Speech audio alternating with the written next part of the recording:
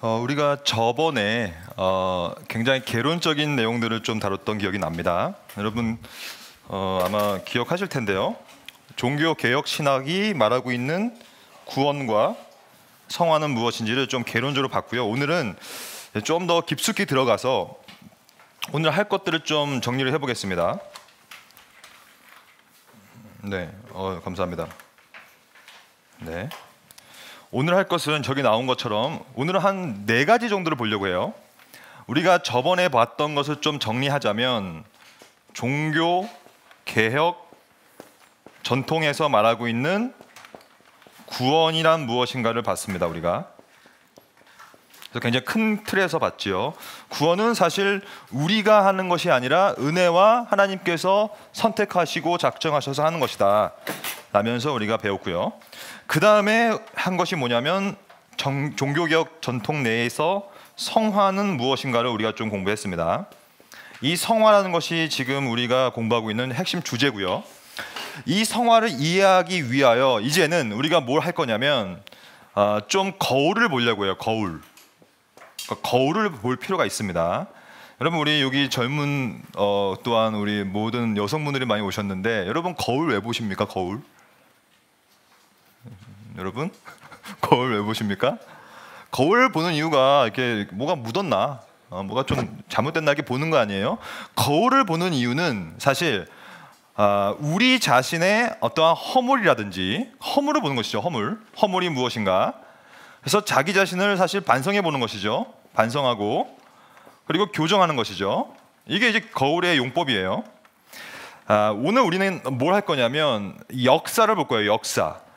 성화론을 전개해 나가고 있는 역사를 어떻게 볼 거냐면 거울로 보겠습니다. 거울. 즉 이제 우리가 보는 이유는 남을 비판하기 위함이 아니라는 얘기예요. 오늘 볼 많은 사람들이 있을 터이고 많은 분파들이 있을 터인데 그 사람들을 보는 이유는 그들의 허물을 책잡으려고 하는 것이 아니라 그들이 무엇을 잘못했는가를 보고 나 스스로를 반성하기 위함이에요. 그 다음에 교정하기 위함입니다. 그러니까 이렇게 생각할 수 있어요. 많은 사람들이 개혁 신학을 오해하는 경우가 뭐냐면 개혁 신학은 너무 정제적이다. 너무 남은 다른 전통을 무시하거나 맨날 공격만 하고 도대체 왜 그렇게 남을 깔아뭉개는 거야? 근데 사실은 그 방법론은 잘못된 것이에요. 우리가 개혁 신학을 공부하면서 역사를 보는 이유는 이게 다 이제 역사입니다. 역사를 보는 이유는 다른 전통을 비판하기 위한 것이 1차적인 목표가 아니에요. 오히려 우리가 갖고 있는 것과 그들의 것들을 비교하면서 그들의 허물과 나의 허물을 같이 반성하면서 교정하기 위함이에요. 오늘은 크게 4가지를 볼 건데 루터를 볼 겁니다. 루터. 왜냐? 루터는 우리가 알다시피 종교개혁이라는 신학과 전통의 핵심 수장이에요. 수장. 우리가 알다시피 로마 가톨릭과 싸운 사람 아닙니까? 가장 맹렬하게 싸웠죠. 그래서 이 루터가 말하고 있는 성화론은 무엇인가를 보고요. 근데 문제는 뭐냐면 루터의 후예들이 나타나요. 후예들. 루터가 죽고 나서. 그래서 오늘은 루터의 후예들 중에 한 명을 볼 겁니다. 후예들 중에 하나가 누구냐면 콜브루게라는 사람이에요. 이 사람의 성화론을 볼 겁니다. 그래서 루터가 말하고 있는 성화론을 어떻게 변질시키거나 바꾸고 있는가, 그것을 어떻게 평가할 수 있는가를 보고 그 다음에 넘어갑니다. 어디로 넘어가냐면 지금까지는 전부 다 유럽이에요. 유럽. 16, 17세기 아니면 18세기까지 유럽에서 벌어진 일들이에요. 다. 근데 이 유럽의 앵글을 좀 바꿔서 미국으로 넘어가겠습니다. 미국으로 넘어가서 19세기, 20세기를 관통했던 완전주의라고 있는데 그것을 이제 오벌린 완전주의라고 하거든요. 오벌린이라는 동네와 학교에서 벌어진 완전주의라는 사상을 보겠습니다. 완전주의도 성화론의 한 분파죠. 그래서 미국에서 벌어지는 일이죠. 이 오벌린 완전주의를 쭉 보고 나서 마지막으로 캐직을 보겠습니다. 캐직 신학 아니면 캐직 운동 이런 말도 쓰는데 여러분 이 캐직은 들어본 분도 있고 안 들어본 분도 있겠지만 여러분들도 익숙할 수 있어요. 왜냐? 우리 한국에서도 캐직 집회를 했거든요. 예, 여러분 아마 갔을 수도 있어요. 여러분 갔을 수도 있어요. 캐직 집회를 우리나라도 많이 했습니다. 예전에 캐직 운동의 성화론을 보겠습니다. 이 네 가지를 보는 이유는 말씀드렸다시피 이 네 가지의 사상을 거울로 삼아서 나의 성화론을 교정하기 위함입니다. 그래서 하나씩 좀 보겠습니다. 2시간밖에 안 되니까 우리가 이걸 한 30분씩 봐야 될 것 같아요. 일단 처음에 우리가 루터를 보겠습니다. 우리가 저저번 주에 뭘 배웠냐면 로마 가톨릭이 말하고 있는 성화가 무엇인가를 배웠어요. 기억나시죠? 근데 이 로마 가톨릭이 말하고 있는 성화론과 정면으로 부딪힌 것이 루터의 성화론입니다. 그러니까 오늘은 루터의 성화론을 정확히 파악하시고 그 다음에 넘어가도록 하겠습니다. 볼까요? 일단 루터와 로마 가톨릭은 철천지 원수였습니다. 즉 로마 가톨릭은 루터를 못 죽여서 안달이었고 루터는 이 사람들을 어떻게든 비판하기 너무나 열심히 비판했죠. 서로 엄청 싸웠습니다. 쌍방 공격이 심각하게 싸웠어요. 실제로 로마 가톨릭은 루터를 죽이려고도 했죠. 그 이유가 뭐냐면 루터는 로마 가톨릭한테 정말로 안 좋은 표현을 많이 썼어요. 대표적으로 이런 겁니다. 로마 가톨릭 교회는 펠라기우스주의를 기초와 주춧돌로 두고 있다는 말을 엄청 씁니다. 여러분들한테 누가 이렇게 얘기하면 여러분들은 기분이 나쁠 것 같아요? 안 나쁠 것 같아요? 당신 펠라기우스주의인데 당신의 삶은 펠라기우스주의의 기초와 주춧돌로 이루어져 있다 얘기하면 여러분 어떻게 될 것 같아요? 저 같은 경우에는 바로 멱살 잡습니다.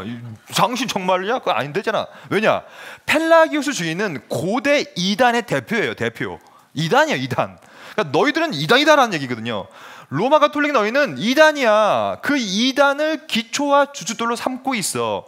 왜 그런지는 말씀 안 드릴게요. 저번 주에 얘기했으니까.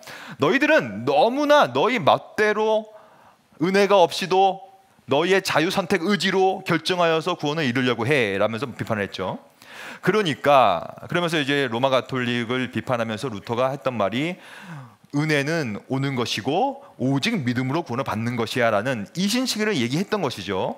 그 이신칭의를 자꾸 얘기하니까 로마 가톨릭에서는 어떻게 공격했냐면 너희 루터는 또한 루터파들은 이게 아주 경멸의 표현입니다. 이거 너희들은 오직주의자들이다.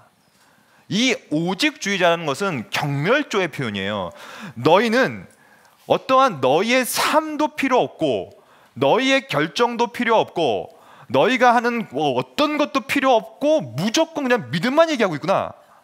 그 믿음은 값싼 믿음이 아닌가? 라면서 오직주의자로 폄하를 했어요. 이 오직주의자는 로마 가톨릭에서 루터를 향하여 던졌던 아주 중요한 비판점이었어요. 너희들은 믿음만 얘기하는 거 아니야? 오직주의자. 너희들은 안 돼. 삶이 없어. 이런 얘기한 거예요. 너희들은 너무 삶이 없어. 믿음만 갖고 있어. 그래서 이 오직주의자라는 표현이 이후에 사람들한테도 이것이 익숙해져서 루터는 정말로 우리의 주제인 성화론은 없이 이신칭의로만 얘기하는 자가 아닌가라는 오해를 받게 되었죠. 이게 첫 번째 오해입니다. 루터는 맨날 오직 믿음, 무슨 믿음만 얘기하니까 삶이 없네, 성화가 없네, 어떠한 내 행함이 없네라고 하면서 이게 대표적인 오해입니다. 이거 보세요. 이렇게 한 거예요. 루터는 이신칭의만 얘기하지 성화는 무시했는가? 이게 대표적인 루터에 대한 오해 중에 오해인데, 근데 이 오해는 사실 많은 사람들이 주장했습니다. 대표적으로 이 카터 린드버그라는 분이 계신데, 살아계신 분인데, 이분이 논문 하나 써요. 이 논문 제목이 재밌습니다. 루터파는 칭의에 대해서는 소리를 높이고 있는데 성화에 대해서는 위스퍼링한다, 속삭이고 있는가? 라는 논문을 썼어요. 이 논문의 결론은 yes예요. yes. 그렇다. 루터는 칭의 얘기만 하지 삶에 대한 얘기가 없네, 속삭이고 있네 하면서 이 보스턴 대학 명예교수죠, 현재. 이분이 그렇게 썼다는 얘기죠. 근데 이러한 오해는 단순히 현대 오해가 아니고요, 예전부터 그래왔어요. 예를 들면 여러분, 이 웨슬리주의라고 있습니다. 웨슬리안, 이분이 웨슬리인데 존 웨슬리가 이렇게 써요. 사실 존 웨슬리자들은, 웨슬리안들은 루터를 별로 안 좋아합니다. 그 이유가 루터는 성화를 얘기하지 않는다는 얘기예요. 이렇게 얘기합니다. 이건 웨슬리가 직접 쓴 말이에요.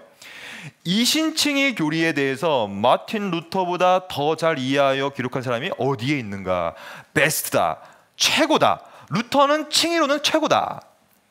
그러나 동시에 그 누가 성화론에 있어서는 루터보다 더 무지하고 혼동할 수 있겠는가라는 굉장히 도발적인 글을 써요. 그러면서 엄청 비판합니다. 루터는 삶이 없다, 성화가 없다, 뭐가 없다라고 하면서 제가 이걸 다 읽어봤는데 이게 세 번째 책이거든요. 3권 웨슬리의 웍스인데 그 자기의 글 여기 보면요, 이 다음 문장부터 엄청 비판합니다. 루터를.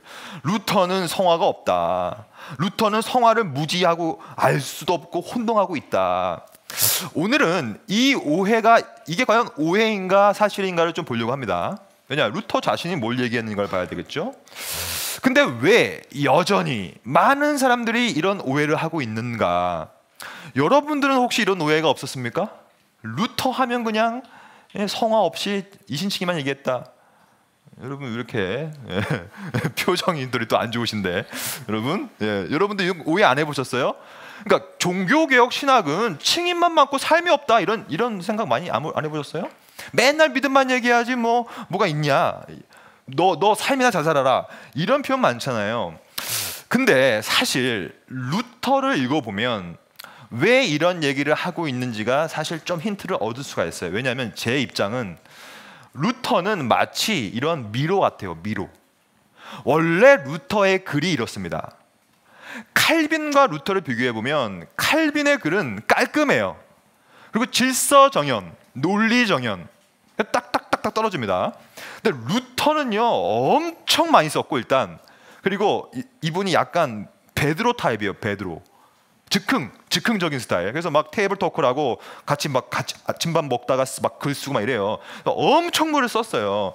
그래서 이분의 어떤 사상이 아주 정제되어 있거나 조직 신학적으로 타이트하게 전개되지 않아요. 그러므로 마치 답을 찾을 수 없는 미로처럼 이곳에서는 이런 얘기를 하고 저기서는 저런 얘기를 하고 이곳에서는 이신칭의를 얘기하면서 심지어는 이신칭의를 강조하다 보니까 야고보서를 향하여서 이 야고보서는 없애야 된다, 지푸라기 서신이다 이런 얘기를 하는 거예요. 왜냐하면 이분은 좀 약간 즉흥적이었거든요. 그래서 여러 가지 다양한 의견들이 표출되고 있어요. 그럼에도 불구하고 루터의 성화론이 무엇인가, 그의 구원론이 무엇인가를 찾기는 되게 어렵고 정확하게 무슨 얘기를 하고 있는지가 어렵지만 확실한 사실은 그럼에도 불구하고 루터만의 정확한 신학은 있어요. 정확한 신학. 그리고 정확한 성화론은 있어요. 그것을 오늘 찾으려고 합니다. 중요한 사실은 바로 이 인간론의 차이입니다. 즉 우리가 저번 시간에 본 것처럼 이 로마 가톨릭의 성화론은 그 자신들의 인간론으로부터 비롯되었다 우리가 배웠습니다. 이게 핵심이죠. 그러니까 얼마나 인간의 죄성을 강조하느냐 안 강조하느냐의 차이였어요. 똑같습니다. 우리가 복습을 해보면 로마 가톨릭에서는 우리가 다 배웠습니다. 이거 굉장히 낙관적인 인간관을 갖고 있었습니다. 굉장히. 지금도 그렇죠. 지금도 로마 주교협회에서 나온 신앙고백서를 읽어보면 똑같은 얘기를 하고 있어요. 두 가지가 있었다라고 우리가 배웠고, 첫째는 자연적 의를 받았다. 타락 전에. 그리고 타락 전에 받았고 동시에 덧붙여진 은사, 이것도 받았다. 초자연적인 거. 근데 타락한 다음에 요 초자연적인 선물이 날아갔고 박탈되었고 여전히 남아있는 요 의를 가지고 열심을 다하여 부분적으로 뭔가를 할 수 있다. 이것이 로마 가톨릭이 말하고 있는 인간이에요. 그러니까 그들이 말하는 인간은 낙관적인 인간입니다. 뭔가를 할 수 있으니까 전적 타락하지 않다는 얘기죠. 루터는 이 인간론을 정면으로 거부합니다. 이게 불가능하다라고 얘기하죠. 그것이 루터의 성화론의 시작이에요. 여러분 꼭 기억하세요. 성화론의 시작은 인간을 어떻게 볼 것이냐예요. 어떻게 볼 것이냐. 인간을 부분적으로 능력 있게 볼 것이냐, 능력 없게 볼 것이냐. 하지만 여러분 이 능력은 뭔가를 하는 능력이라기보다는 하나님 앞에서 선한 행위를 할 수 있느냐의 문제예요. 그 능력입니다. 하나님 아버지를 기쁘게 만들 수 있느냐, 우리의 능력으로, 그 얘기입니다. 이거 오해하면 안 돼요. 어떤 분들은 우리는 능력 있지 않습니까? 우리는 뭔가를 할 수도 있고 뭔가를 할 수도 있고 그런 얘기가 아니에요. 이건 다 영적인 내용입니다. 영적으로 뭔가 선한 일, 그러면 영적으로 선한 일의 핵심이 무엇이냐? 구원이에요. 구원이에요. 그러니까 구원에 있어서 인간이 뭔가를 능력 있게 자율성을 가지고 먼저 시작할 수 있느냐의 문제입니다. 부분적으로 그 문제예요, 이게 다. 근데 루터는 이렇게 얘기하는 것이죠. 루터는 이 얘기를 했어요. 이게 루터가 얘기한 아주 중요한 표현이 이겁니다. 따라 읽어볼까요? 하나, 둘, 셋. 의로운 동시에 죄인. 이게 핵심이에요.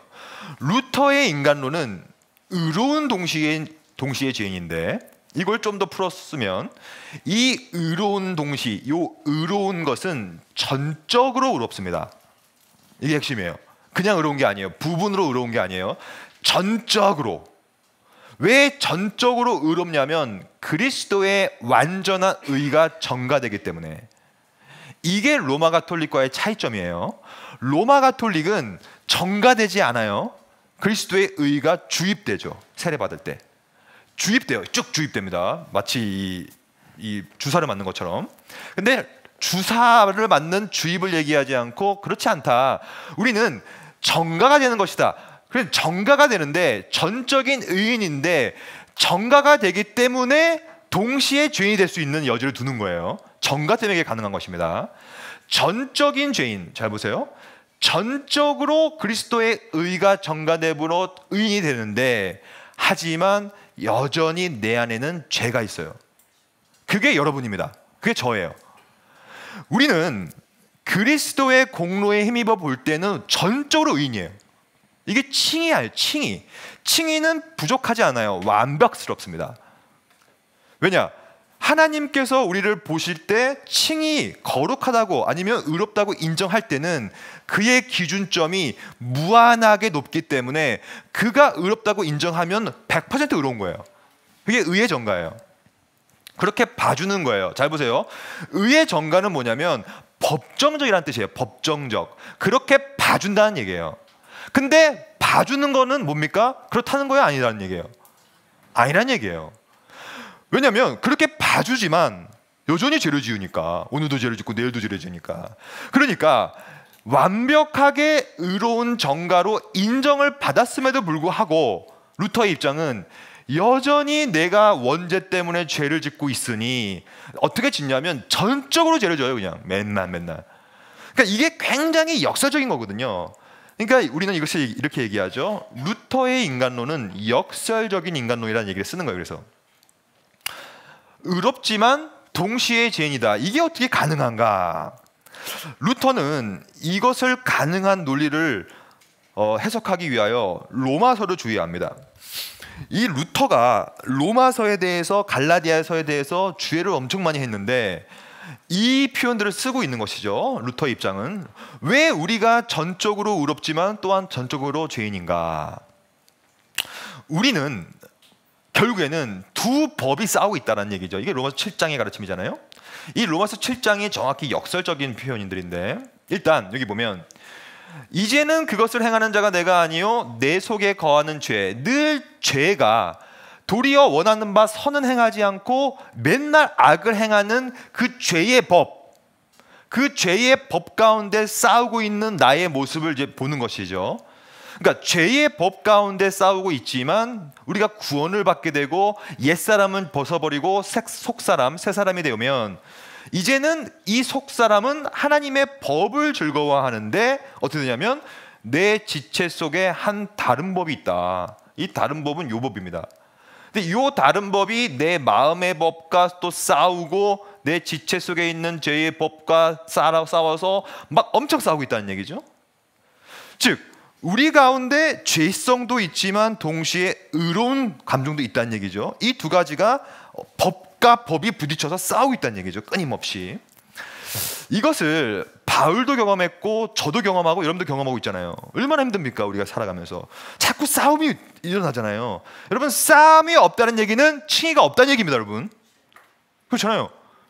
왜냐하면 하나님의 법이 없으니까 싸움이 없는 거예요. 그냥 죄의 법대로 사니까. 근데 하나님의 법이 들어오면 싸우게 되는 거예요.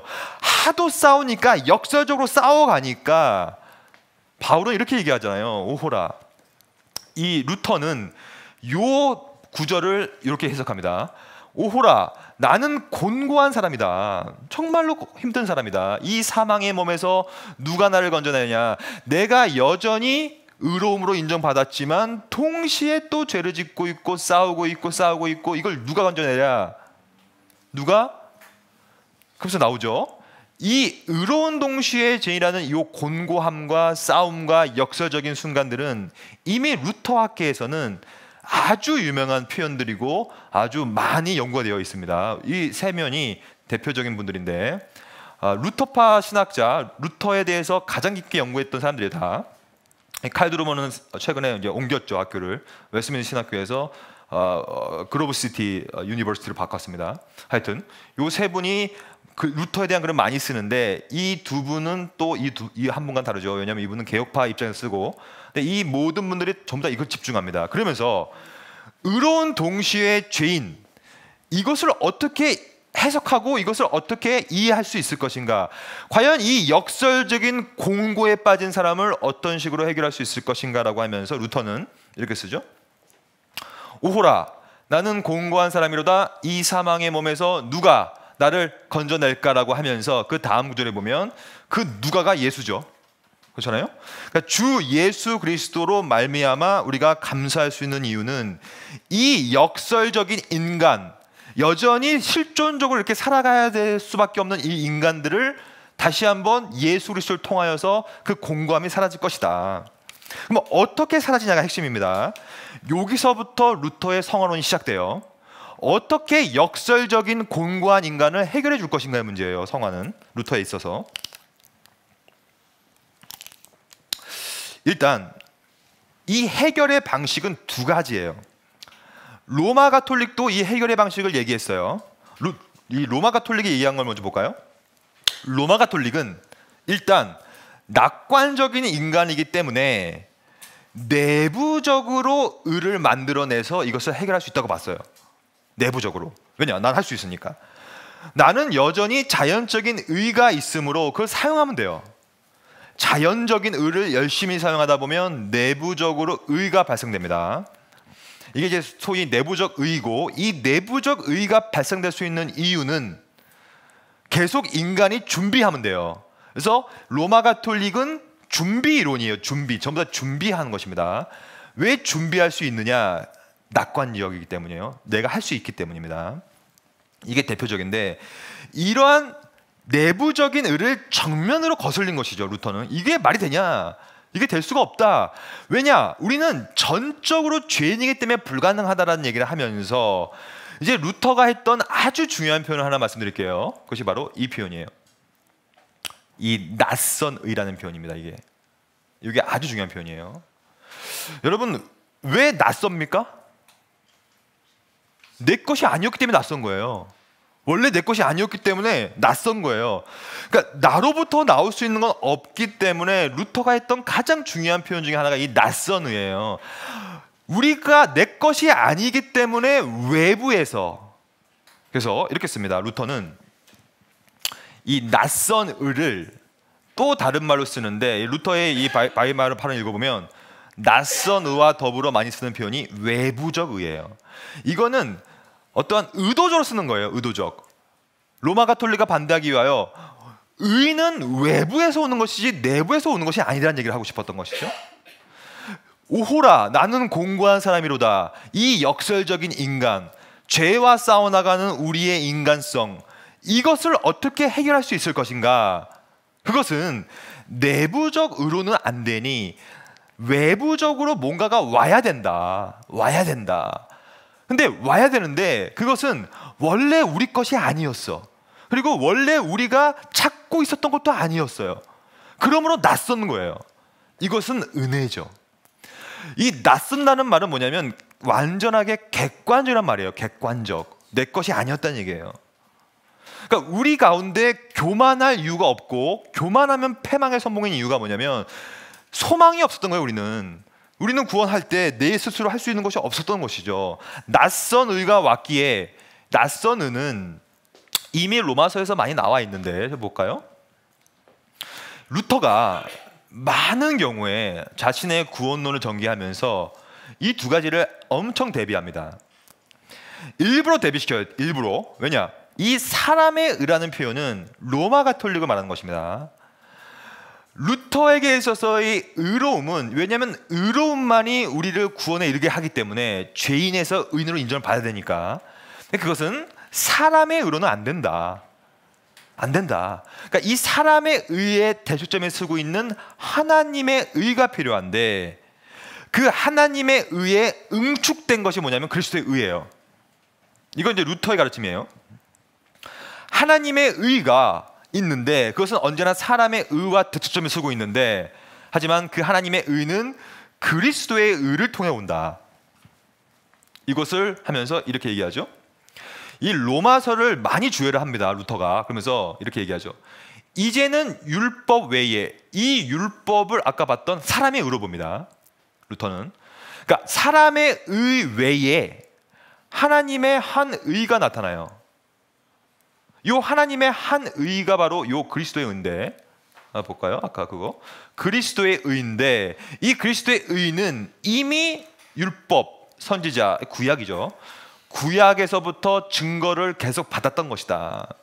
그러니까 너로부터 온 것은 없다. 내부적으로 온 것은 없이 예전부터, 구약 때부터 언약의 관점에서 증거가 되어진 그 한 의가 나타날 건데, 그것이 낯선 의다라고 얘기하면서 좀 더 이제 주의를 하죠.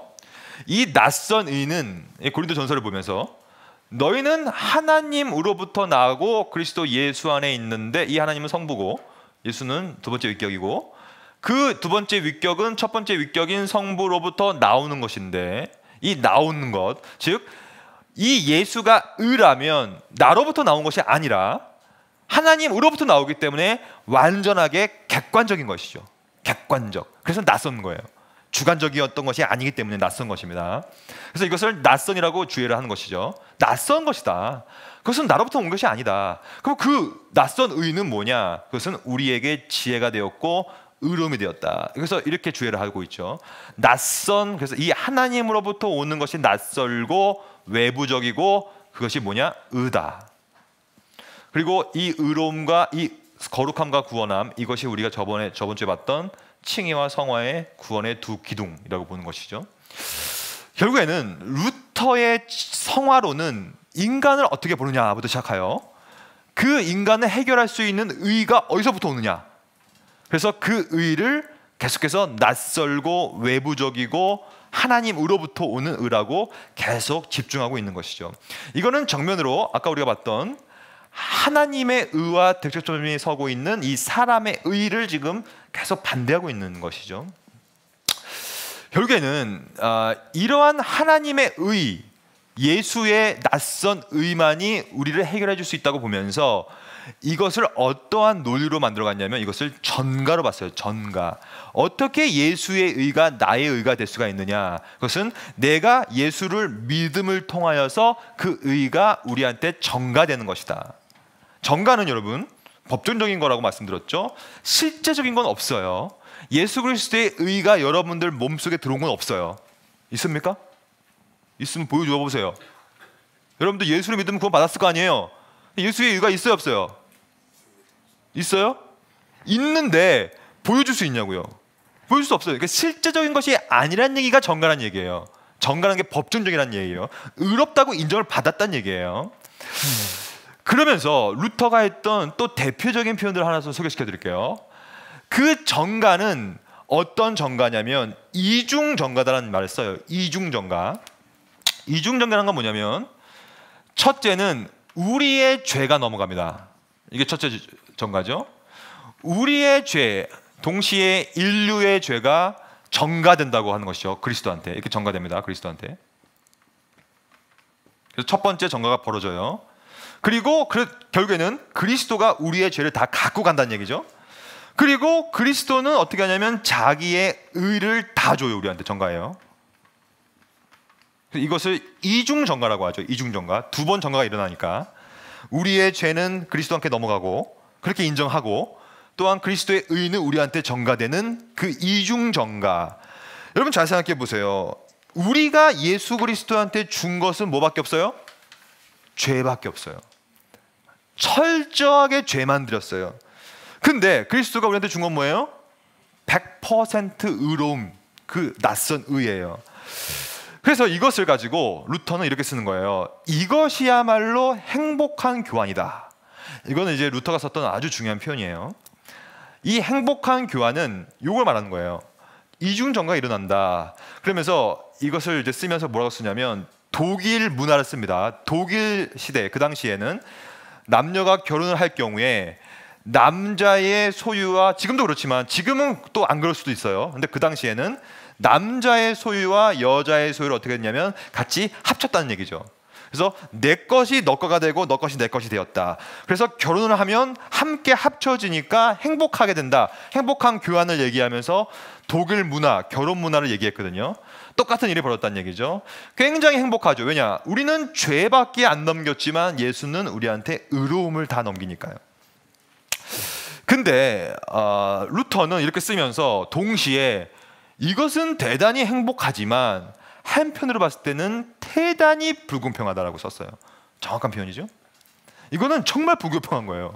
그러니까 우리는 전적으로 죄만 넘기는데 이분은 우리한테 의만 넘기니 이만큼 불공평한 것이 없다라고 하면서 불공평한 교환 덕분에 우리는 구원을 받았다는 얘기를 계속 씁니다. 그러면 루터가 했던 말을 한번 볼까요?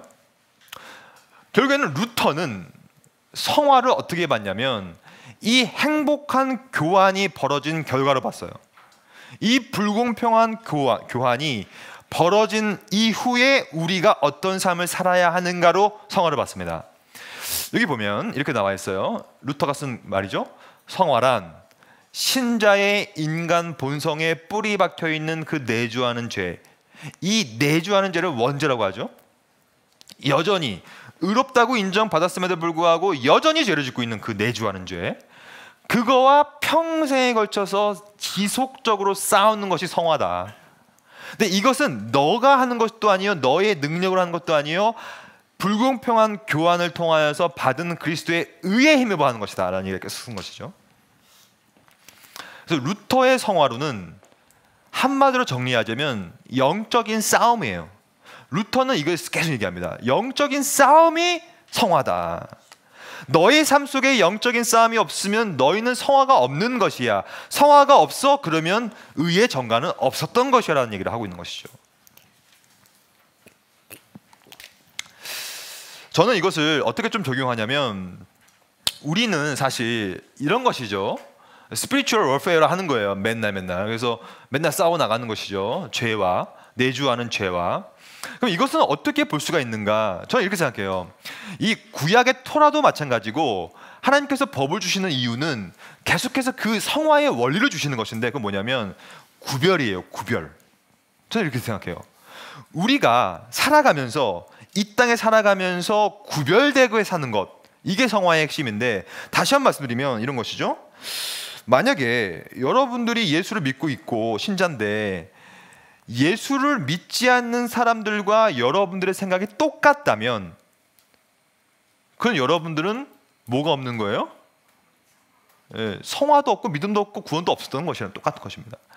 그러니까 반드시 하나는 구별이 된다는 소리예요. 이게 정말 중요합니다. 저는 교회에서도 이 얘기를 말씀 많이 드리는데 결국에는 이거 구별이에요. 구별. 예수를 믿지 않는 것과 않는 사람과 예수를 믿지 않는 사람이 살고 있는 그 세상과 나의 삶과 나의 생각은 얼마나 구별되는가. 이게 성화의 핵심이죠. 이게 싸움의 시작이에요. 왜냐하면 싸우지 않으면 똑같아져요. 근데 하나라도 말씀의 법이 나를 침입하여 나의 삶을 조명하면 뭔가는 싸우게 되기 때문에 바뀔 수밖에 없다는 얘기죠. 하나라도.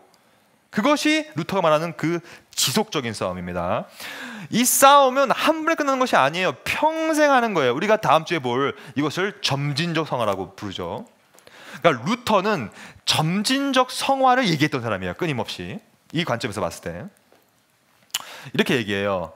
루터는 이미 비텐베르크 이 문에 95개조 방법문을 붙였을 때부터 제1항 자체가 요 말이었어요. 우리의 주인이시고 선생이신 예수 그리스도께서 회개하라라고 말씀하셨을 때는 신자들의 전 삶이 회개가 되기를 원하셨던 것이다. 이 95개조 방반문 여기 메뉴에 있는 이 1항의 내용입니다. 이게 1항. 그러니까 이 1항 자체가 루터가 추구했던 삶이 무엇인가를 잘 말해주고 있다는 얘기죠. 여기 보면 신자들의 한순간의 삶이 아니라 전삶, 그러니까 우리의 평생의 삶이 끊임없이 회개가 되기를 원했던 것이다. 여러분, 회개는 어떻게 올 수 있습니까? 회개는 회심의 한 요소예요. 그러므로 스스로 올 수 없어요. 믿음과 함께 오는 거예요. 믿음. 그러면 믿음은 혼자 올 수 없어요. 믿음은 들음에서 오는 거예요. 그러니까 말씀을 듣고 믿음이 생기면 그 믿음이 우리한테 죄인임을 인정해 주는 것이죠. 그 일을 평생 동안 해 나가라. 이것이 루터가 말하고 있는 점진적이고 전 삶이기 때문에 언제 삶이 맞춰지겠죠. 그래서 종말론적인 것이죠. 끝까지 간다는 얘기예요. 이러한 루터의 성화론은 많은 루터 학자들이 이렇게 평가해요. 이 게르하르트 포드가 굉장히 유명한 루터 학자인데, 이 루터 학자가 이렇게 썼어요, 글을. 그러므로 루터의 성화론의 구도는 if then, 즉 만약 우리가 뭔가를 하면 and then, 그 다음에 뭐가 이루어진다, 이게 아니라 if then은 정확히 로마 가톨릭적인 것이죠. 뭔가를 우리가 하면 뭔가가 공로가 될 거야 가 아니라 because therefore다. 뭔가를 누군가가 하셨기 때문에 therefore, 그러므로 우리가 뭔가를 할 수 있다. 의 형식을 지닌다. 이게 정확한 것이죠.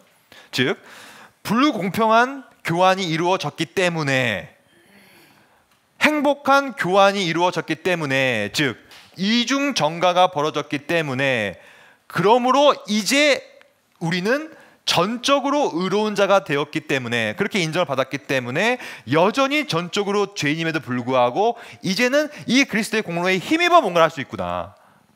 이게 because and therefore 이 구조입니다. 그러면 루터가 말하고 있는 성화론의 최종점은 무엇인가?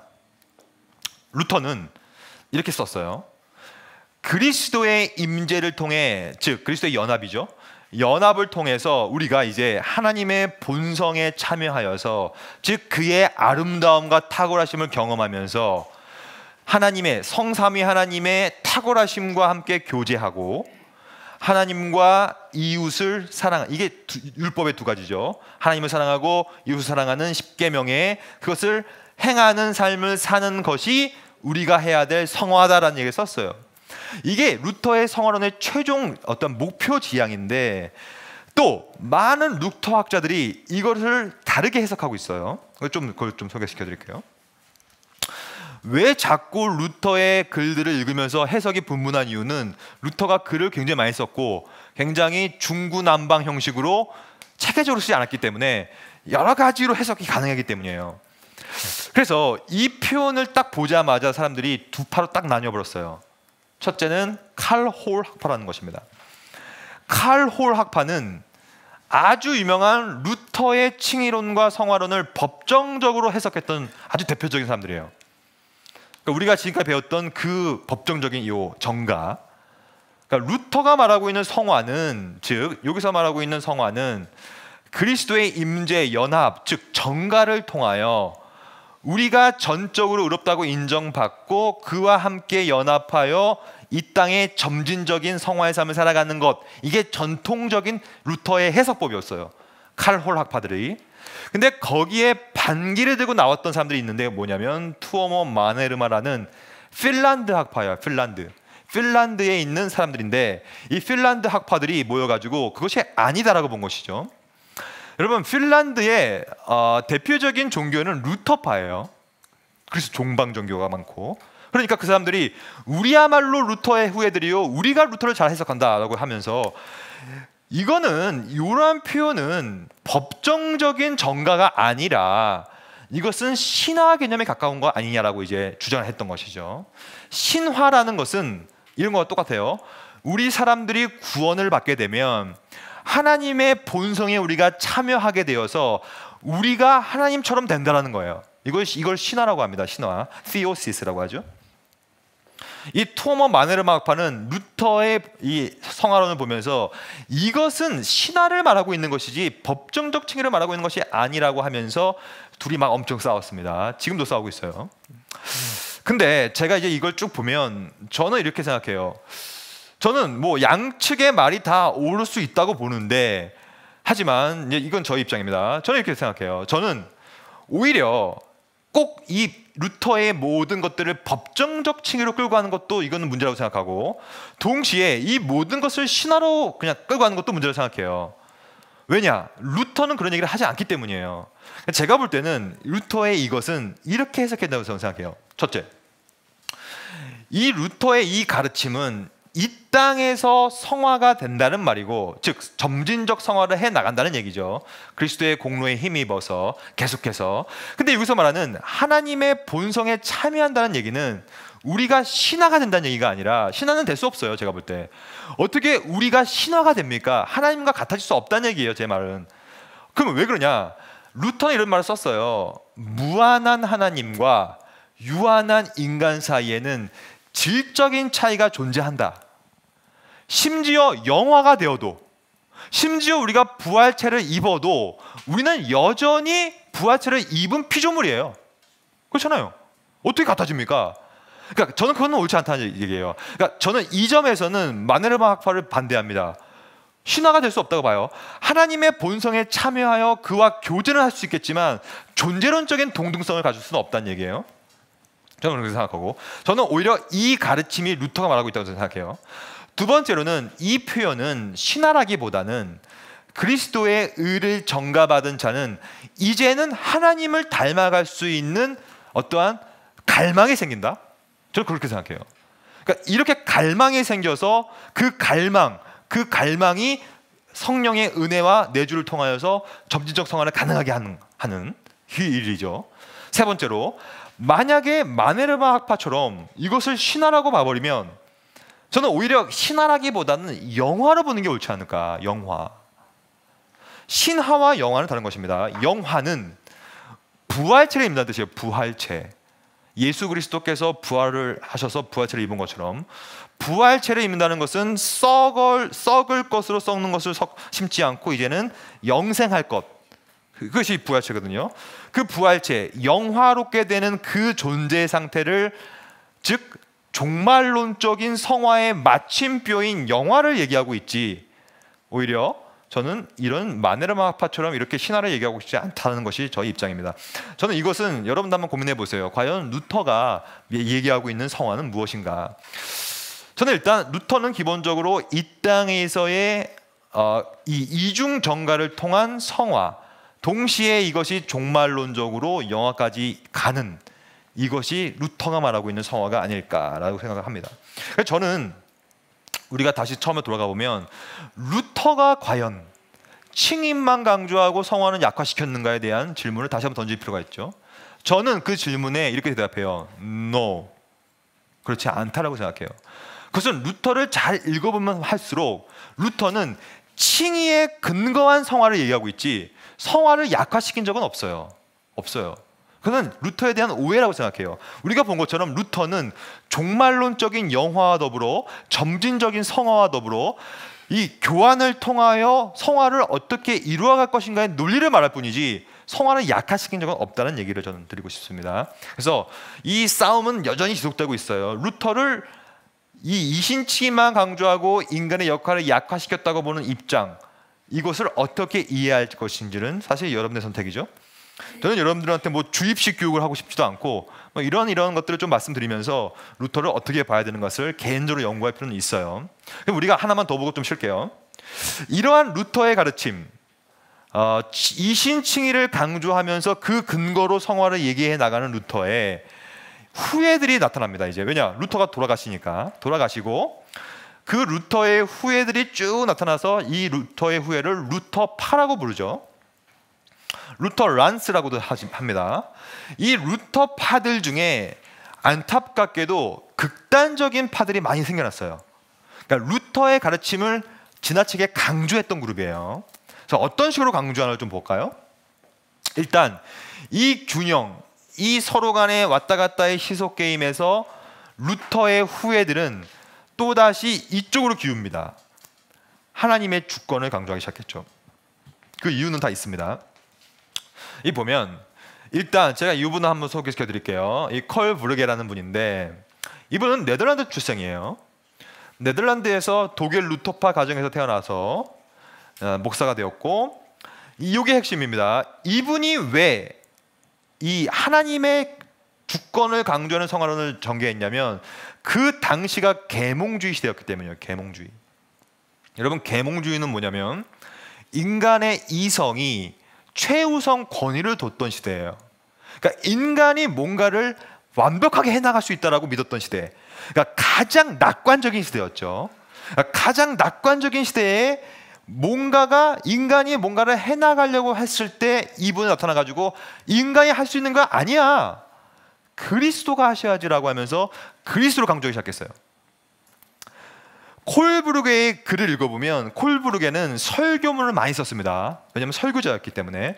근데 그의 설교를 읽어보면 대단히 은혜로워요. 왜냐? 그리스도를 엄청 강조합니다. 그리스도, 오직 그리스도, 그리스도의 은혜, 그의 공로, 그의 힘. 근데 안타까운 사실은 지나치게 그리스도만을 강조함으로 인간의 역할이 약화됐다는 것, 이게 문제라는 것입니다. 즉 우리가 이것을 다시 한번 보면 루터 같은 경우에는 물론 강조점은 있었지만 여전히 성화에 대한 얘기도 했어요. 점진적인 성화에 대한 얘기를 계속 했다는 얘기죠. 근데 이것이 계몽주의와 맞닥뜨려지면서 인간을 강조하다 보니까, 즉 이쪽이 강조되다 보니까 반대급부로 이쪽을 강화시키기 시작했죠. 그것이 콜브루게입니다. 그래서 이 콜브루게를 평가하고 해석하는 사람들의 평가를 좀 들어볼까요? 먼저 이 바빙크라는 분이 있는데, 이 바빙크는 자신의 책에서 제가 다 찾아봤는데 하나, 둘, 셋, 넷, 다섯, 여섯, 7번에 걸쳐서 콜브루게를 말합니다. 근데 전부 다 뭐라고 말하냐면 반율법주의라고 얘기해요. 반율법주의. 반율법주의는 뭐냐면 인간의 행함을 약화시키는 그룹이에요. 인간의 행함, 인간이 뭔가를 하는 것을 반대하는 거예요. 그게 반율법주의입니다. 그러니까 정확한 표현이죠. 루터파 내의 반율법주의라고 얘기했고, 한스 바르트는, 이분은 루터파 신학자인데 이분 뭐라고 얘기냐면 성경적인 극단주의를 펼쳤다. 즉 레디컬, 뭔가 극단적으로 뭔가를 했다라고 이제 평가를 하고 있어요. 근데 일단 어떤 신학자가 이런 평가를 하기 전에 우리는 먼저 봐야 되겠죠. 이 사람이 무슨 얘기를 했길래 이런 평가를 받았는가. 콜브루게를 잘 평가하려면 먼저 이걸 봐야 돼요. 그분이 어느 때 태어나서 어느 때 활동했는가. 일단 우리가 알다시피 중세 로마 가톨릭의 반동이 종교개혁이었고요. 이건 다 반동이에요. 반동. 역사는 그러므로 반동의 역사예요. 계속해서 반동을 시키는 것이죠. 반동. 종교개혁을 통하여서 끊임없이 신학, 교회, 정치, 사회, 문화에 하나님의 절대 주권이 강조되다 보니까 그거에 대한 반동으로 근대가 나타나죠. 그 계몽주의입니다. 계몽주의는 왜 자꾸 하나님이 다 해드십니까? 우리도 좀 해먹읍시다 하면서 인간이 뭔가를 하려고 했죠. 이제 드디어. 그래서 이게 대표적으로 인간의 이성을 신뢰하였고, 모든 것들을 비신화화하고 비평하고 내러티브를 강조하고 종교 사학파로 발전했는데, 이 당시 이 계몽주의가 싹 틀 무렵 또한 확 이 큰 꽃을 피웠을 시점에 콜브루가 태어나요. 이 당시에. 그러니까 이 당시에 태어나니까 콜브루의 입장은 뭐냐면, 아이고 큰일 났구나, 종교개혁이 다 무너지는구나, 계몽주의 때문에 이제 망가지는구나라고 큰 위기감이 들었던 것이죠. 그래서 이 콜브루게는 사명감을 가지고 이제 그리스도를 강조해야 되겠구나. 그리스도. 그래서 콜브루게는 그리스도 중심적인 해석을 엄청나게 합니다. 근데 제 질문은 뭐냐면, 여러분, 그리스도 중심적인 문제입니까? 그리스도 중심적인 게 왜 문제예요? 그리스도가 중심이 돼야 되는 거 아닙니까? 그리스도가? 왜 그리스도의 중심적인 사상이 문제가 되는 거예요? 왜? 문제 없어요. 왜냐? 성경이 끊임없이 그리스도 중심으로 펼쳐지고 있어요. 문제가 없어요. 보면 만물이 주에게서 나와. 이 주는 그리스도죠. 왜냐? 그리스도는 실행자이기 때문에 창조도 그리스도를 통해야 된다는 얘기죠. 주로 말미암고 주에게 돌아가요. 이 모든 것이 그리스도의 중심적으로 펼쳐집니다. 이 사회는, 또한 이 삶은, 이 인생은. 그러니까 성경도 그리스도를 중심으로 하고 있고 신약과 구약도 그리스도를 센터로 두고 뭔가를 다 하고 있죠. 근데 신학적으로 봤을 때 그리스도 중심주의의 문제는 뭐냐면 두 가지예요. 저는 이 두 가지 때문에 문제라고 생각하는데, 첫째는 아까 우리가 봤던 첫째는 신학적인 공제 때문이에요. 이게 무슨 말이냐면 그리스도가 중심인 건 맞습니다. 맞아요. 성경도 그렇고 다 그렇습니다. 근데 오직 그리스도가 모든 것이 다 취하면 안 돼요. 무슨 말이냐면 그리스도가 모든 것을 100%다 가져간 경우에는 그 외에 그리스도와 동등하게 중요한 것들이 공제될 수 있다. 공제라는 것은 이제 없어질 수 있다는 얘기죠. 희생당할 수 있다는 얘기예요. 희생. 그 중에 대표적인 것이 바로 여기 밑에 나오는 인간이죠. 인간. 그러니까 그리스도가 모든 것을 우리의 구원에서 다 해버렸을 때, 물론 다 해버렸어요. 하지만 동시에 우리의 역할과 인간의 역할과 책임이 필요하기 때문에 그 역할이 싹 다 없어져 버려요. 이것은 신학적인 공제라고 하죠. 예를 들면 이런 거예요. 한때는 90년대만 해도 1990년대 그리스도 중심적인 해석에 대한 엄청난 논문이 쏟아 나왔어요. 박사 논문도 다 그리스도 연합, 그리스도와의 중심, 그리스도 중심적인 설교, 구속사적 설교 뭐 이런 논문이 엄청 나왔습니다. 근데 그건 다 맞아요. 그리스도 중심적으로 설교해야겠죠. 그리스도 중심적으로 해야 되겠죠. 근데 그러다 보면 자칫 잘못하면 성부 하나님이 희생됩니다. 또한 성령이 소외돼요. 그럴 수 있어요. 그러니까 그리스도 중심적이라는 사고관 가운데서 혹시 잘못하면 그 외의 것들은 공제될 수 있다는 여지가 있다는 얘기예요. 그것이 바로 콜브루게의 문제였다는 얘기입니다. 콜브루게는 계몽주의와 싸워나가면서 그리스도를 중심에 뒀어요. 그건 옳습니다. 그래서 이렇게 써요. 다 맞는 말이에요.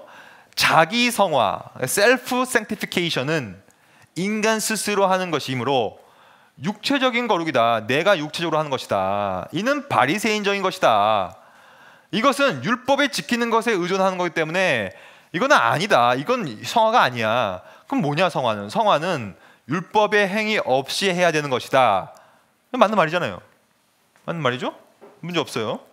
여러분은 지금 이제 콜브루게가 했던 설교문을 지금 보고 있는 것입니다. 이 설교문을 읽어보면요, 문제 없어요. 여기까지.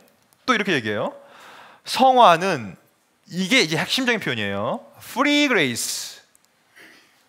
아마 작년에 칭의론을 저와 함께 여기서 공부했던 분들 기억나실 거예요. 반율법주의가 했던 가장 중요한 표현이 Free grace였어요. 공짜다, 공짜. 여기서부터 슬슬 이제 피어오릅니다. 공짜다, 할 것이 없다는 얘기예요. 우리가 이 공짜 은혜는 그리스도의 피로부터 프릴리, 값없이 받는 것이다. 그러면서 이것은 은혜다. 이것은 영원한 은혜 언약에 근거하다. 이거 다 맞는 말이에요. 은혜 언약에 근거하고 풍성하고 영원한 무상 은혜, 공짜는 우리의 행위에서 나오는 것이 아니라 오로지 그리스도의 피 흘림의 순종으로부터만 나온다. 문제 있습니까? 문제 있습니까? 문제 네? 없죠? 없어요. 여기까지 없어요. 저도 없다고 생각해요. 뭐 다 맞는 말이에요. 다 맞는 말이고, 그래서 실제로 이 책의 서문을, 즉 추천사를 써준 사람이 있는데 누구냐면 아주 유명한 분이 이분 옥타비아누스 윈슬로우예요. 아주 유명한 청교도죠. 이분이 이렇게 써요. 콜브루게의 글을 앞에 추천하면서 철학적 합리론, 이건 이제 계몽주의예요. 계몽주의. 신비평하게 물들은 당시 신학계의 성경적 신학을 아름답게 펼쳐 복음적 구원의 방식을 선명하게 보여주는 역작이다. 네, 이렇게 썼어요. 추천사를. 아주 좋은 책이었기 때문에. 그리고 바르트는 이렇게 써요. 바르트도 이렇게 인정을 합니다. 이 바르트가 자신의 책에서, 이 바르트의 책은 교리사를 싹 다 짚은 책입니다. 콜브루게를 얘기하면서 콜브루게의 장점은 기독교 중심을 인간, 계몽주의 사역에서 신적 사역으로 무게중심을 옮긴 것이라고 장점을 써요. 그 다음부터 이제 평가를 시작하는데, 하지만 콜브루게는 인간의 손을 통하여, 즉 인간의 역할과 책임을 통하여서 일하시는 하나님의 독특한 사역 방식을 망각한 것이란 말을 써요. 저는 여기서 저는 요 글을 딱 읽자마자 저는 피식 웃었어요. 왜 웃었을까요? 웃기지 않아요, 이 글? 왜 웃길까요? 뭐가 웃긴 포인트일까요? 그러니까 바르트가 콜브루게를 이렇게 평가하고 있어요. 신적 사역으로 무게중심 옮긴 것은 장점인데 하지만 인간을 약화시킨 것은 문제다라고 써요. 근데 제가 웃긴 게 뭐냐면 바르트가 이렇습니다. 자기 자신이 이렇다는 얘기예요. 자기 자신이. 그러니까 여러분, 바르트라는 사람은 어떻게 비판받냐면 이렇게 비판받아요. 바르트의 핵심이 초월주의라고 비판받아요. 너무 초월하다. 그러니까 인간을 다 거부하고 인간사를 거부하고 그리스도 중심, 그래서 그리스도 모니즘이라는 말을 써요. 그리스도 센터지즘도 쓰지 않아요. 바르트는 어떻게 평가받냐면 그리스도 이론론자라고 평가받아요. 근데 그렇게 평가받는 자신이 이렇게 평가하니까 웃기잖아요. 저는 되게 웃었는데 아무도 안 웃네요. 네. 저는 이걸 딱 읽자마자 바르트 너가 그런데 너가 그렇게 평가하냐? 내로남불 아니냐? 이렇게 생각했는데 저는 무슨 말이냐면 바르트도 사실 인간 사역에서 신적 사역으로 무게중심을 옮겼거든요. 왜냐하면 다 컨텍스트가 있기 때문이에요. 바르트는 누구와 싸웠냐면 나치와 싸웠어요. 나치. 또한 나치와 싸웠고 독일 국가교회와 싸웠어요. 독일 국가교회는 뭐냐면 우리나라로 치면 우리나라 이 일제 강점기 시절 때 계속해서 이 일제 편을 들고 친일파 형태로 일을 했던 그 교회를 말하는 거예요. 국가교회라는 것은. 그러면서 너희 나치에 부역하는 독일 교회들을 계속해서 비판하면서 너희들 그렇게 살면 안 돼. 그리스도만이 유일한 거야. 너희는 구원은 그리스도로 받는 거야. 그러면서 계속해서 그리스도를 강조했단 말이죠. 그게 바르트예요. 그래서 바르트의 기여점은 있어요, 분명히.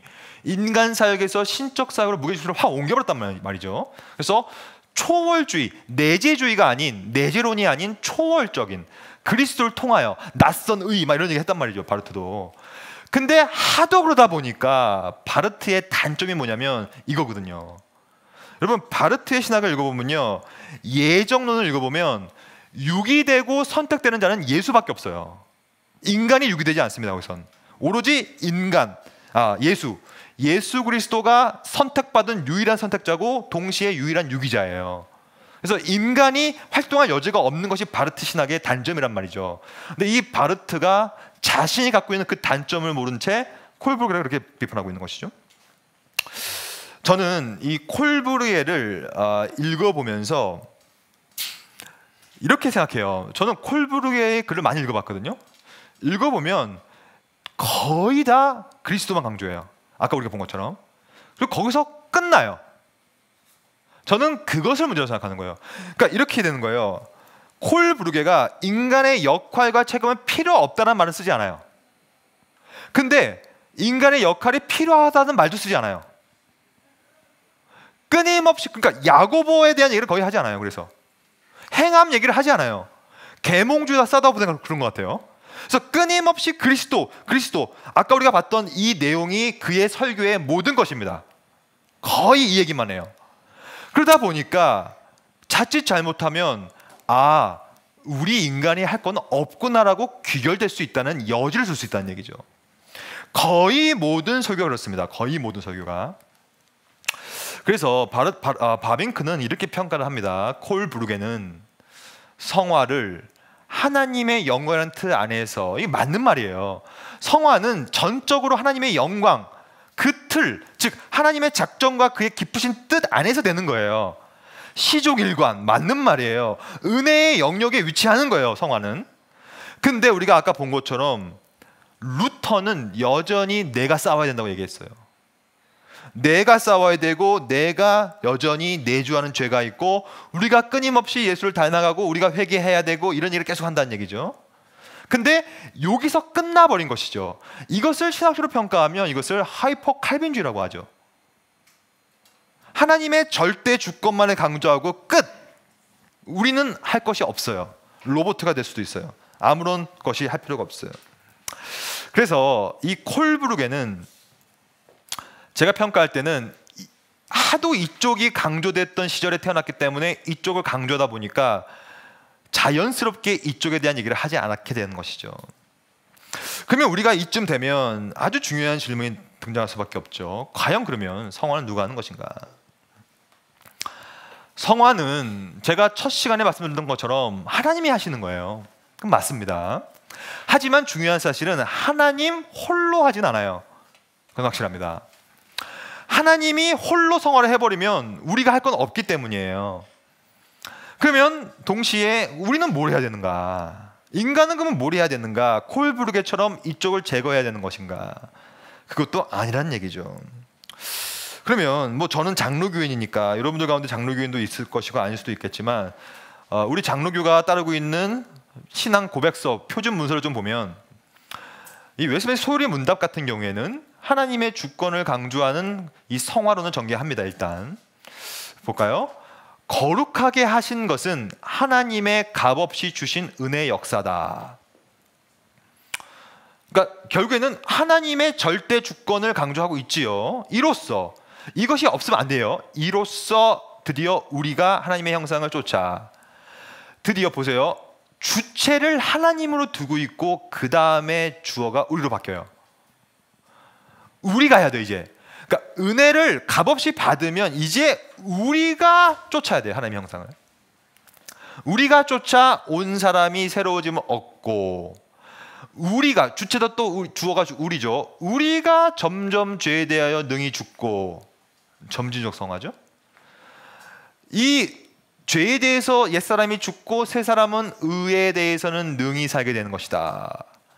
이게 소유리 문답이에요. 여러분 소유리 문답은 신앙 고백서를 초신자와 어린이를 위하여 합축적으로 요약해 놓은 것입니다. 핵심이죠.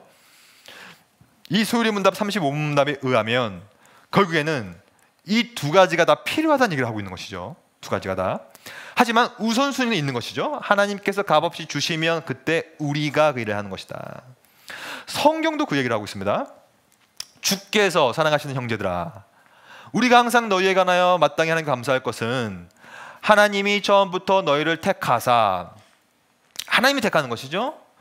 성령의 거룩하게 하심과 진리를 믿음으로 구원을 받게 하는 거예요.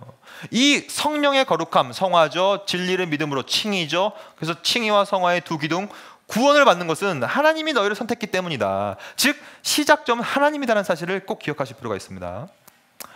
이것을 자꾸 놓치면 우리는 로마 가톨릭화 되거나 아르미니우스화 되거나 세미펠라기안화 되는 것이죠. 근데 여기서 멈추면 하이퍼 칼빈주의가 되는 것입니다. 여기서 멈추면 하나님이 다 하시니 우리는 가만히 있어도 되는구나가 아니고, 동시에 신앙 고백서, 이건 신앙 고백서예요. 인간의 역할 책임을 또 강조해요. 성화에서 그 싸움에서 남은 부패성이 얼마 동안은 우세할지 모르지만, 즉 우리의 죄성은 계속 있겠지만 주체는 거룩해 하시는 성령께서 우리한테 힘의 공급을 준다.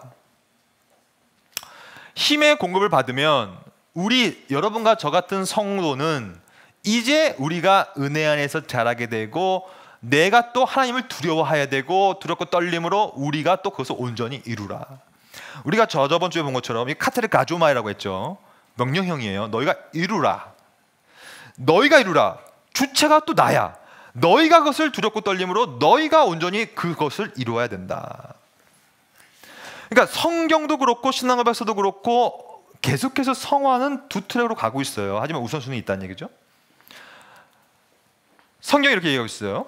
그런즉 사랑하는 자들아, 이 약속을 가진 우리는, 이 약속이 저는 바로 요 약속이라고 생각해요. 요 약속, 하나님이 너희를 선택하여서 너희를 구원을 하실 것이다. 그것을 가진 우리는 이제 하나님을 두려워하는 가운데 거룩함을 또 우리가 온전히 이루어서 육과 영의 더러운 것에서부터 자신을 깨끗하게 하자. 너희가 그것을 해라. 깨끗하게 해라. 너희가 해라.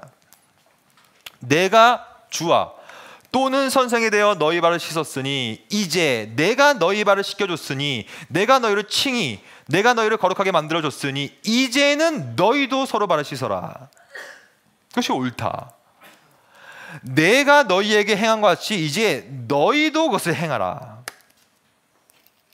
이게 우리가 아까 봤던 이 게르하르트 포르드가 얘기했던 because therefore예요. 그렇게 됐기 때문에 그러므로 너희도 해라. 여기에서는 어디에서도 인간의 역할을 강조하지 않거나 약화시킨 것이 없어요.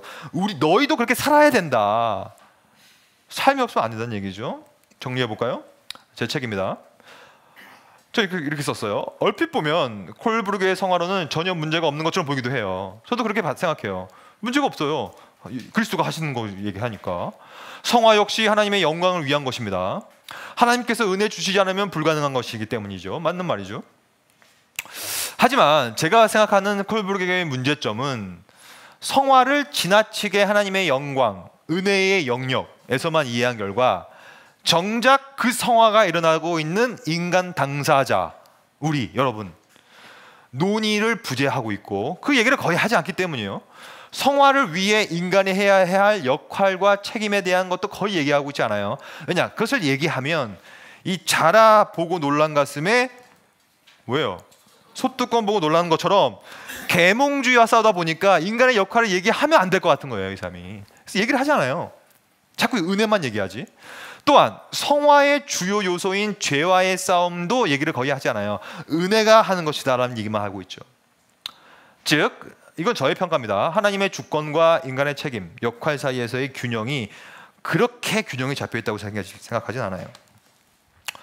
콜브르게의 성화로는 성화를 위해 인간의 역할이 강조되고 있는 로마 가톨릭과는 또 다른 반대죠.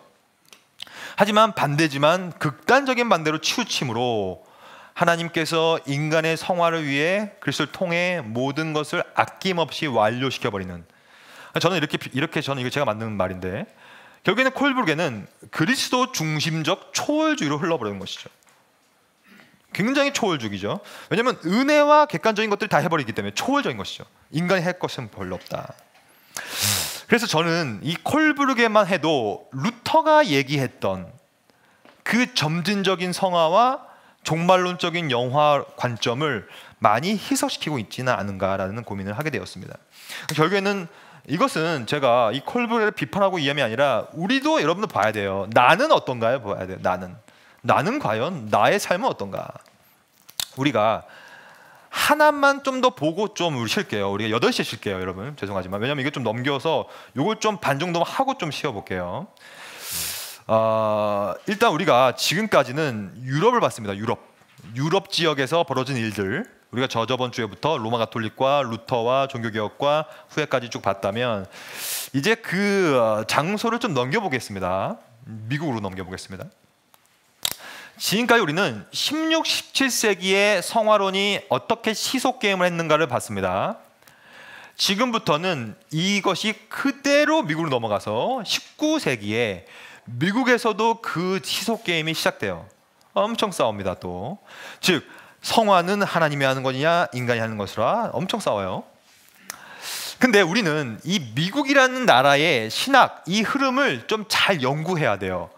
왜냐하면 미국의 신학은 유럽의 신학과 다르게 굉장히 확장적입니다. 굉장히 확장력이 많아요. 그래서 지금 우리 한국 신학교만 해도요, 북미 신학의 영향을 깊이 받아버렸죠.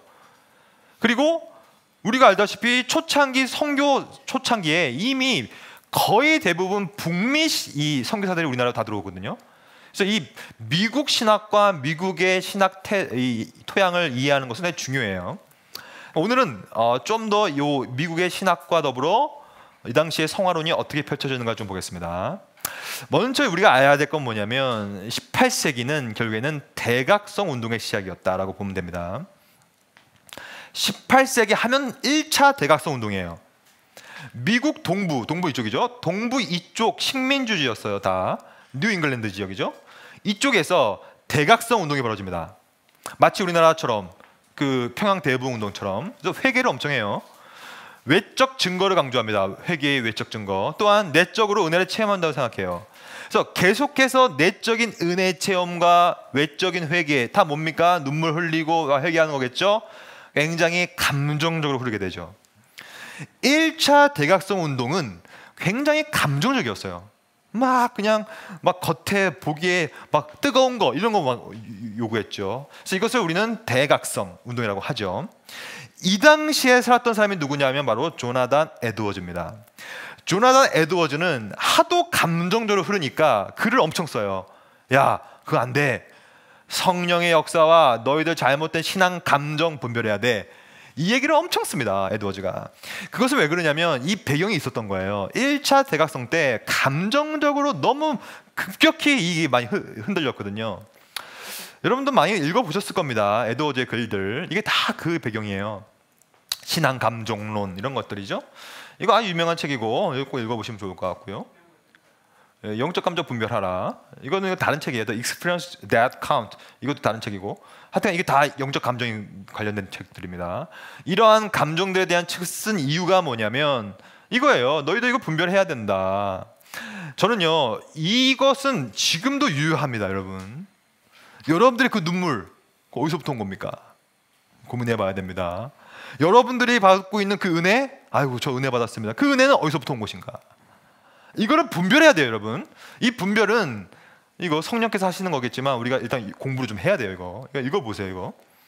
근데 이 당시에 소위 우리 인간은 지정이인데 이렇게 이제 신학적으로 보는 것이죠.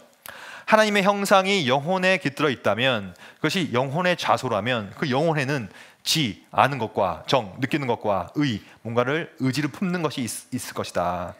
근데 안타깝게도 제1차 대각성 때는 이쪽에 기울었어요. 감정, 회개의 눈물, 뭔가 변화되는 것, 이런 느낌들.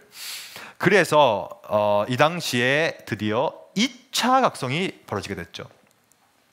2차 각성 운동은 1차 때 벌어졌던 그 격양된 감정을 절제합니다. 야, 이제 우리는 더 이상 그러면 하면 안 되지. 그래서 이제는 원래는 1차는요 이 동부 지역에서만 있었지만 2차는 전지로 다 확장돼요. 쫙쫙쫙. 전 지역이 각성을 벌어집니다. 형식은 야외 예배. 텐트를 엄청 쳤어요. 이때 텐트를 엄청 쳐가지고 거기서 예배 드렸습니다. 야외. 그 다음에 이 당시에 뭐 했냐면 이 당시에는요 세속주의가 엄청 들어왔던, 이게 왜냐면 근대죠. 근대 계몽주의와 온갖 형태의 합리주의가 팽배해지면서 점점점 도덕은 무너지고 세속주의가 엄청 들어왔다는 얘기죠. 그거에 대한 반발. 그리고 2차 대각성 운동과 1차 대각성 운동의 차이 중에 하나가 뭐냐면 1차는 굉장히 내적 은혜를 강조했어요. 근데 2차는 좀 더 사회적 행동주의로 발전합니다. 그래서 우리가 너 스스로만 구원받고 끝나는 것이 아니라 개인주의적인 복음뿐만 아니라 사회적 복음도 필요하다 얘기하면서 윤리적인 성결생활, 노예제 폐지, 국가 애국심을 고취시키는 이러한 역할들을 2차 때 해나갔어요. 그러니까 이 2차 대각성 운동 때 이 배경 가운데 이제 우리가 볼 오벌린 완전주의가 태어나게 되는 것입니다. 그러면 이 오벌린 완전주의는 무엇인가? 오벌린 완전주의는 18세기의 미국 신학을 이해함에 있어서 굉장히 중요한 신학입니다. 두 명의 이제 대표적인 사람이죠. 찰스 피니라는 사람은 유명한 사람이죠. 들어보셨을 거예요. 찰스 피니가 누구냐면 오벌린 대학의 교수예요. 그리고 에서 메헌이라는 분이 있는데 이분이 초대 학장입니다. 즉, 왜 오벌린 완전주의냐? 오벌린 대학에서 시작했기 때문이에요. 오벌린 대학 출신 교수들이 만든 신학 사상입니다. 그러면 오벌린은 뭐냐? 어디 있느냐? 여기 있습니다. 여기 보면 여기가 오하이오주거든요. 저도 많이 가봤어요. 여기. 저는 여기 미시간에서 공부했기 때문에 왔다 갔다 많이 해봤는데 이 오하이오주에 있는 오벌린 대학, 지금도 있습니다. 이 대학. 이 오벌린 대학에서 펼쳐진 운동이에요. 그러면 이 오벌린 대학에서 이 찰스 피니와 에서 메헌, 특히 에서 메헌은 무슨 글을 썼는가? 저는 오늘 이 에서 메헌에 좀 집중하려고 합니다. 에서 메헌은 이 글을 썼는데 이 글 제목이 이제 독특하죠. Christian Perfection, 드디어 나오죠. 완전. 완전함에 대한 글을 썼어요. 완전함. 즉 우리는 성화를 완전하게 할 수 있다는 개념이에요. 한번 볼까요? 기독교적 완전은 도덕법 10계명이죠. 완전하게 순종함을 뜻하는데 이러한 순종을 통해 인간 본성에 내재져 있는 이기심이 제거, 순수 영원한 사랑으로 덧입게 된다. 뭐 이게 맞는 말입니다. 다. 기독교적 완전은 그렇다는 얘기예요. 이렇게 도덕법을 하면서 우리의 죄성을 없애면서 덧입게 된다. 기독교적 완전은 완전하게 sanctified 되는 거예요. 성화돼 버리는 것이죠. perfectly하게. 흠이 없는 상태가 되는 것이다. 근데 어떻게 되냐면 우리의 의지, 지성, 정신, 육체 전부를 완전히 아우르는 포괄적인 완전이다. 그러면서 이제 에서 메언이 썼던 중요한 표현이 나오는데 바로 entire sanctification이에요. 전체 성화. 의지로서의 완전은 우리의 모든 생각이 하나님의 의지에 순종하는 것. 지성은 뭐냐면 무엇이 악이고 악이 아닌지를 분별하는 것. 정신적 민감성, 감정, 육체적 경향. 완전은 하나님 임재 앞에서 살아가고 있는 우리의 모든 육체를 희생 제물로 드리는 것. 이것이 entirely한, entire, 모든 것을 포괄하는 성화다, 얘기를 하는 거예요. 근데 여기까지는 문제 없어요, 제가 봐도. 왜냐? 맞는 말이잖아요. 이렇게 돼야 되지, 우리가 전체 성화. 근데 문제는 뭐냐면 이거예요. 저는 이게 문제라고 생각해요. 이 전체 성화를 이 땅에서 획득 가능한가? 가능해요, 아니에요? 우리가 이 땅에 살면서 전체 성화, 아까 우리가 봤던 전인의 성화 가능한가의 문제입니다. 근데 매언 이렇게 썼어요. 기독교적 완전의 상태는 이 땅에서 attainable, 획득 가능하다. 뿐만 아니라 practicable, 실현도 가능하다. 이게 완전주의입니다. 즉, 이 땅에서 성화가 완성될 수 있다는 개념이에요. 근데 이게 이분도 신학자이기 때문에 왜 이런 말 썼을까? 그 이유는 다 성경을 해석한 것입니다. 성경에 보면 이렇게 나와 있어요. 이건 에서 메언이 이것을 해석하고 있는데, 평강의 하나님이 친히 너희를 온전히 거룩하게 하신다. 그러니까 에서 메언은 이 온전히 거룩하게 할 수 있다는 이 표현을 이 땅에서 가능하다고 본 것이죠. 그래서 entire sanctification, whole sanctification, 전체가 성화 가능하다. 우리 전부가. 또 너희의 온 영, 혼, 몸, 전인이 우리 예수께서 강림하실 때에 흠없게 보존되기를 원하노라. 즉, 핵심은 데살로니가전서 5장 23절을 이 땅에서의 성화로 볼 것이냐, 아니면 그리스도의 재림 때 벌어질 영화로 볼 것인가의 문제입니다. 그렇잖아요? 이것은 분명히 영화죠. 예수께서 강림하실 때 흠없게 보존되는 거예요. 영화입니다, 영화. 근데 이 영화 전에 표현되는 것이 너희를 온전히 거룩하게 한다. 이게 이 땅에서 거룩한 것인가, 아니면 영화 때 거룩한 건가, 그 문제입니다. 근데 많은 사람들이 이 당시에 우리가 알고 있는 유명한 사람들, 비비 워필드라든지 이런 분들이 나타나가지고 이 오벌린 완전주의를 엄청나게 비판합니다. 왜냐하면 그분이 봤을 때는, 그분들은 오히려 이쪽 인간론을 강조하기 때문이에요. 이쪽 우리가 배웠던, 즉 이 땅에서 엔타이얼리하게, 완전하게 성화될 수는 없다라고 하면서 루터를 말하고 있죠. 왜냐? 우리는 전적으로 의인이지만 동시에 이 땅에서는 전적으로 죄인이기 때문에 완전하게 될 수가 없다라는 개념을 쓰고 있는 것이죠. 그러면 메헌은 왜 이런 얘기를 하고 있는가? 메헌은 어떻게 우리가 전적으로 성화될 수 있는가를, 그 도구를 기도로 봅니다. 기도. 이거는 이제 메헌이 쓰고 있는 표현인데, 그리스도 예수의 종인 너희에게서 온 에바브라가 너희에게 문안하느니라. 항상 너희를 위하여 애써 기도한다. 너희로 하나님의 모든 뜻 가운데 완전하고 확신하게 서는다. 보세요. 기도와 모든 뜻과 완전 확신을 결부시키면서 우리가 완전해질 수 있는 이유는 구체적, 이것은 메헌이 쓴 표현이에요. 디피니티브한 것, 구체적이고 아주 열렬할 뿐만 아니라 지속적인 애써 기도하면 우리 가운데 완전함이 나타난다. 저는 어릴 때 사실 이런 걸 많이 들었거든요. 기도를 많이 하면 완전하게 될 거야. 저는 이제 그 모태신앙이고, 저희 부모님도 지금 은퇴하셨지만 목회자 하셨기 때문에 강압적인 신앙생활을 많이 했거든요. 굉장히 강압적으로. 하루에 뭐 성경을 몇 장 안 읽으면 밥을 굶긴다거나 뭐 이런 거 있잖아요. 기도를 안 하면 안 된다거나 뭐 이런 것들. 그래서 저는 어릴 때 굉장히 율법주의적인 어떤 그런 걸 했었는데, 그러면서 이런 말을 많이 들었어요. 완전주의, 뭔가 완전하게 될 수 있다는 어떤 개념들, 그리고 약간 좀 감리교적인 느낌들, 이런 것들이 분명히 있었거든요, 제 안에. 근데 이 메헌을 좀 읽어볼까요? 그리스도 안에서 한 마음을 품을 때, 기독교적 완전은 비로소 가능케 되며 옛 언약이 아닌 새 언약 속에 거할 때만 완전은 획득 가능할 뿐만 아니라 성령의 감동 조명에 의해서만 기독교적 완전의 성령적 적용이 가능하다라고 하는 거예요. 그래서 저는 이때까지 봤을 때는 분명히 매헌이 인간이 뭔가를 함으로, 기도를 함으로 완전히 이룰 수 있다라고 생각하면서 이건 너무 아르미니우스적이지 않냐라고 저는 평가했는데, 반대적으로 봤을 때는 또 이렇게 막 써요. 이건 다 하나님의 주체를 둔 거 아니에요. 그리스도께서 하시는 것이고 옛 언약과 성령께서 하시는 것이고 이렇게 쓰는 거예요. 그러니까 저는 제가 매헌의 글을 많이 읽어봤는데 이게 헷갈리더라고요. 과연 이 매헌은 이 기독교적 완전을 누가 한다고 하는 것인가? 하나님이 전적으로 한다는 것인가? 내가 기도해가지고 한다는 것인가?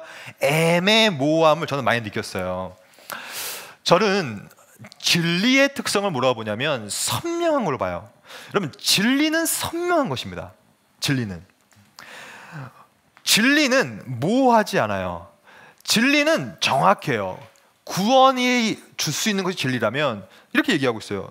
주 예수를 믿으라. 그리하면 너와 내 집이 구원을 받으리라. 진리, 깔끔. 어떻게 구원받는지에 대한 정확하게 나와 있죠.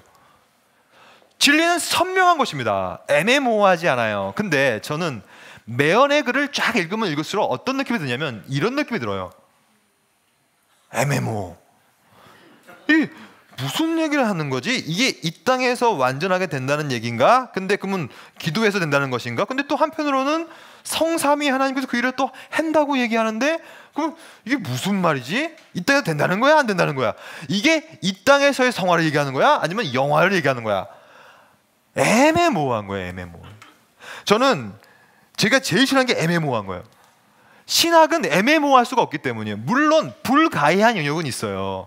근데 진리에 있어서는요, 하나님께서 우리한테 인식 가능한 진리를 주기 때문에, 이해할 수 있는, 이해를 추구하는 믿음을 주기 때문에 정확하게 이해를 할 수 있는 거거든요. 근데 이해할 수 없어요. 이해할 수 없어.